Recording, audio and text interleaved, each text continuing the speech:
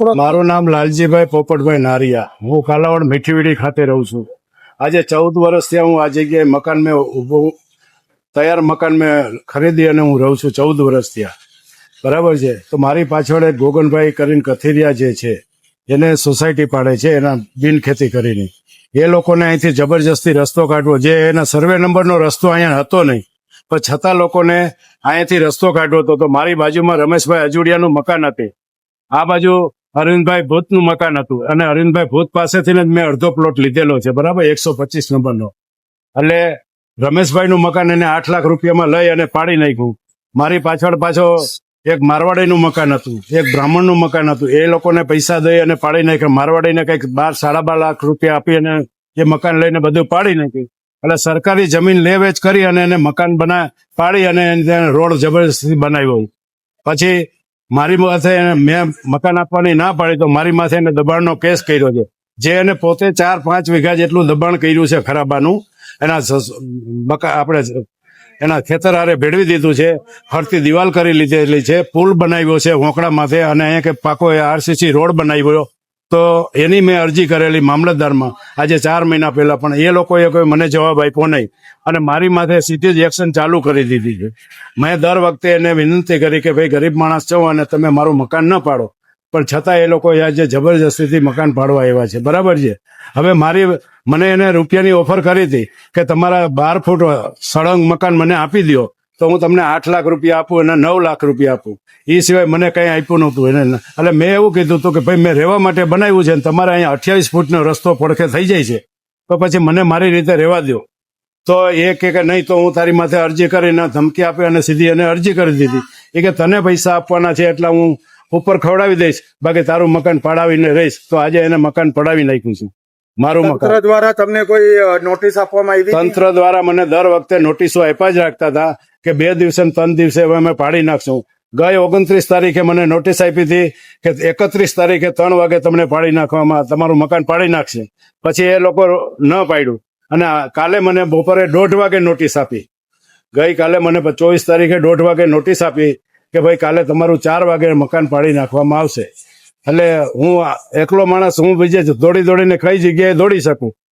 આમાં મને કઈ દઈશ પડી નહીં. બરાબર છે. તો મેં એને કીધું ભાઈ તમારે, છતાં મેં એને અરજી કરી. પ્રાંતમાંથી મારે અપીલ ચાલુ હતી, એની મેં વાત કરી કે ભાઈ મારી પ્રાંતમાં અપીલ ચાલુ છે, પણ છતાં એ લોકો માન્યા નહીં. પછી પ્રાંતમાંથી અપીલ મારી નીકળી ગઈ હતી, તો એને મને એની કોપી એને હતી, તો એમાં નીચે લખેલું હતું કે ભાઈ કલેક્ટરને તમે 60 દિવસની અંદર આની અરજી કરી શકો છો. એટલે મેં એ પણ એમને કીધું કે ભાઈ 60 દિવસની અરજી કરવાનું આમાં લખ્યું છે. તો મને કે મામલતદારે એવું કીધું કે અમારે કોઈને પૂછવાનું આવે નહીં, કે અમારે કોઈની પરમિશન લેવાની આવે નહીં, અમે નક્કી કર્યું કે પાડી નાખવું એટલે પાડી જ નાખવું. આ ભાજપની સરકાર, બરાબર છે, એવું મને વાત કરી. એટલે હવે મારે તો ભાઈ જાવું તો હું ક્યાં જાઉં? હું તો નાનો માણસ છું, બરાબર છે. હવે મારે કોને સાથ સહકાર લેવો? મને કઈ દેશ પડતી નથી. આજે હું નિરાધાર થઈ ગયો છું, રોડ ઉપર આવી ગયો છું. આજે મેં મારો સામાન છે બીજી જગ્યાએ નાખ્યો છે, તો એનું 5000 ભાડું છે. અત્યારે હું 8 મહિના ત્યાં બેકાર રખડું છું. આજે મારી 65 વર્ષની ઉંમર છે. મજૂરી કરીને મેં આ મકાન બનાવ્યું હતું, બરાબર છે. તો હવે મજૂરી હું કરી શકું એમ નથી. ખેત મજૂરીમાં હું અત્યારે હાલું નહીં. 65 વર્ષની ઉંમર થઈ ગઈ મારાથી એટલું કામ થતું નથી. તો હવે મારે જવું તો ક્યાં જવું? આ સરકાર એક બાજુ એમ કહે છે કે નાના માણસોને, ગરીબ માણસોને આવાસ આપો, અને એક બાજુ ત્યાં બધાના મકાન પાડી નાખે છે. તો આ સરકાર શું કરવા માંગે છે એ જ મને તો સમજાતું નથી. સરકાર પાસે આપની શું અપેક્ષા છે? સરકાર પાસે મારી એક જ અપેક્ષા છે કે ગમે તેમ કરો પણ મારું આ મકાન બચાવો, બરાબર છે, અથવા તો મને આનો ન્યાય અપાવો. કે જબરજસ્તી આ લોકોએ મારી માથે આવી રીતનું કરી અને મને આજે 8 મહિનાથી એ લોકો મને હેરાન કરે છે. માનસિક રીતે મને બહુ હેરાન કર્યો છે. એક પછી એક નોટિસો આપી અને મને ત્યાં મામલતદાર ઓફિસમાં બોલાવી, કલાકો બેસાડી અને આવું બધું એને કર્યું છે, બરાબર છે. તો આમાં મને ન્યાય આપવો જોઈએ, આવું મારી વિનંતી છે. આજે હું અહીંયા કે આવ્યો, મને ફોન આવ્યો, આપણે પથુભા ગઢવી છે, તલાટી મંત્રી છે કાલાવડના, સિટી તલાટી મંત્રી. તો એમનો મને ફોન આવ્યો કે તમારું મકાન પાડવા માટે અમે આવ્યા છીએ 4:30-5 વાગે. જે 4 વાગ્યાનો ટાઈમ લખ્યો તો એ 5:30 વાગ્યા ટુકડા એ લોકો આવ્યા. એટલે હું આવ્યો, આવીને મેં એને કીધું કે ભાઈ મેં તમને એનો જવાબ આપ્યો છે, 60 દિવસની મને મુદત આપવામાં આવેલી છે. તો એને એક જ વસ્તુ કીધી કે નહીં, એ તો પાડી નાખશું જ અમે.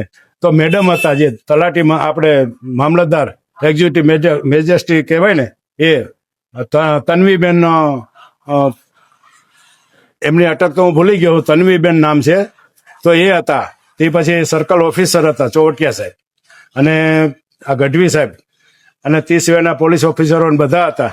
પણ હવે મારી હું એકલો તો શું કરી શકું, મને બધી ઘેરી લીધો. અને ચોવટિયા સાહેબે તો એવું કીધું કે અમે કેટલા દિવસ સુધી આમ કરી, તમે તો બધે અપીલો કર્યા કરો એટલે અમારે હું રાહ જોઈને બેસવાનું, આવો મને જવાબ આપ્યો હતો. હવે મારે શું કરવું એ જ મને સમજાતું નથી. મને આમાં ન્યાય અપાવો.